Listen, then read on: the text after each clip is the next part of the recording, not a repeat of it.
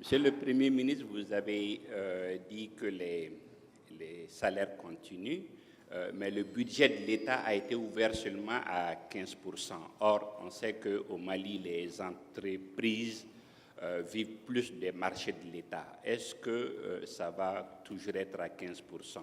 Vous avez salué le dialogue social qui vous a permis de maintenir quand même un climat, mais on sent de plus en plus les syndicats rués dans les brancards.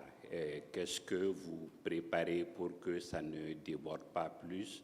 Et peut-être la question de la téléphonie, si on sait que quand même ils ont beaucoup d'apports dans l'économie actuellement et on sent plus que des bisbilles. Est-ce que l'État va intervenir pour calmer le jeu dans ce procès avec des consommateurs? Merci, monsieur le président. Notre pays a connu tellement de victimes. Il y a eu la conférence d'entente nationale. Je pense que votre gouvernement est en train de préparer la conférence sociale. Comment elle va se passer? On va pardonner tous ceux qui ont commis ces crimes. Et le panier de la ménagère, la vie elle est très chère aujourd'hui. Quel est votre plan de riposte? Merci. Vous savez, les victimes des différentes crises politiques, sociopolitiques que notre pays a connues sont prises en charge au niveau de la commission Vérité, Justice et Réconciliation. Quelqu'un sifflait derrière vous les victimes du 10, 11, 12 juillet 2020. Ces victimes, à la date d'aujourd'hui, il faut être très clair, la justice a pris le dossier en main. Toute la chaîne de commandement censée être impliquée est aujourd'hui inculpée et entendue par la justice. Les victimes même des textes ont été pris pour qu'ils rejoignent le lot de toutes les victimes des crises politiques que notre pays a connues depuis plusieurs décennies. Et donc, ils ne sont pas oubliés. Maintenant, pour ce qui est, vous avez demandé s'il y aura un pardon ou non. Je crois qu'à la fin, quand la commission Vérité et Réconciliation va déposer son rapport, nous allons tirer les conclusions et l'ensemble des Maliens vont tirer les conclusions à cette étape-là. Je ne souhaiterais pas aller parler avant eux. La conférence sociale, sa vocation, c'est d'échanger avec tous les partenaires sociaux pour poser sur la table les différents problèmes que nous avons, comment nous entendre trouver un consensus minimum pour gérer le pays dans la stabilité pendant une durée plus ou moins longue, ce qu'on appelle un pacte social de stabilité.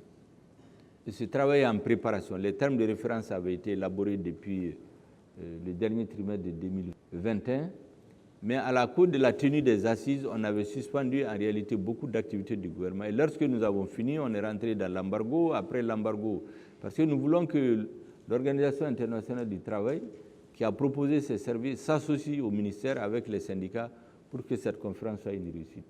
Elle est en pleine préparation aujourd'hui, les dates vont être fixées dans les semaines à venir.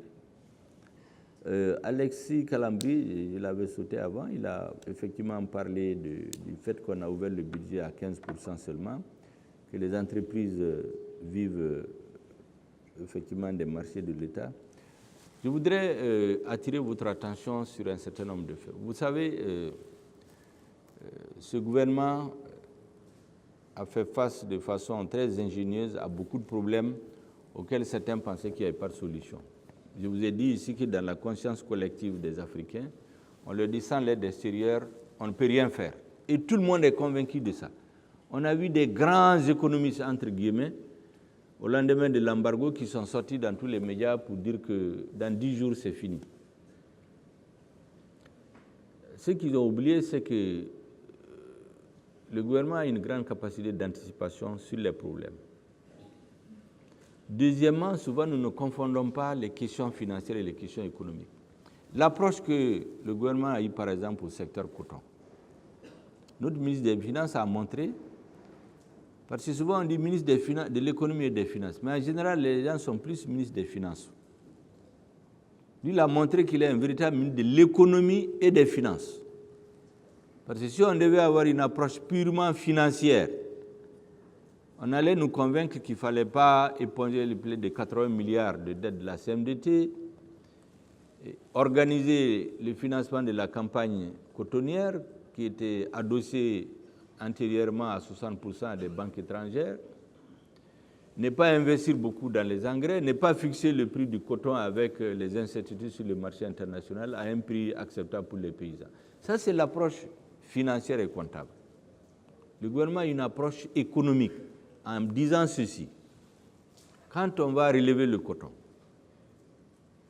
le carburant va marcher, le transport va marcher, les huiliers vont marcher, l'aliment bétail va marcher, les vendeurs de motos, ça va marcher, ceux qui font les savons. Bref, ça va avoir un effet d'entraînement sur toute l'économie qui apporterait des bénéfices beaucoup plus importants que 100 milliards ou 200 milliards. Voilà l'approche que notre ministre de l'économie et des finances a eue. Et je crois qu'aujourd'hui, tout le monde en convient que c'est des bons choix. Plus de 300 milliards ont été mobilisés pour faire face à la dette intérieure. D'une situation de récession en 2020, moins 1,2%. En 2021, à la fin de l'année, on a une croissance de près de 4%. Si je ne m'abuse, 3,7%. Pourtant, le pays continuait la guerre, il continuait de s'équiper, les aides budgétaires sont coupées, la grogne politique et sociale continuait. C'est la même approche, la même capacité d'anticipation, d'ingénierie des problèmes qui continue au niveau des services financiers de l'État. Le fait de limiter, d'ouvrir les budgets à 15%, c'était très clair que parce que quand on est en guerre, on ne peut pas vivre comme par le passé. Je viens de vous dire que nous avons coupé un peu partout tout ce que nous considérons avant qu'on peut vivre sans cela. On a économisé 100 milliards. Je venais de vous dire comment ces 100 milliards ont été repartis. Aujourd'hui, vous entendez certains parler que le Mali a un défaut de paiement. J'ai vu certains journaux l'écrire. Ce n'est pas vrai. Défaut de paiement, c'est quand vous ne pouvez pas payer votre dette. On a payé. C'est bloqué à la Banque centrale, donc ce n'est plus dans notre cas. C'est à cause de l'embargo auquel on a donné les qualificatifs en son temps, sur lesquels je ne reviens pas. Aujourd'hui, nous avons la ferme détermination à faire en sorte que notre pays retrouve la voie de la croissance. Et je crois que ça ne saurait tarder. Dans les semaines à venir, on pourrait voir les résultats.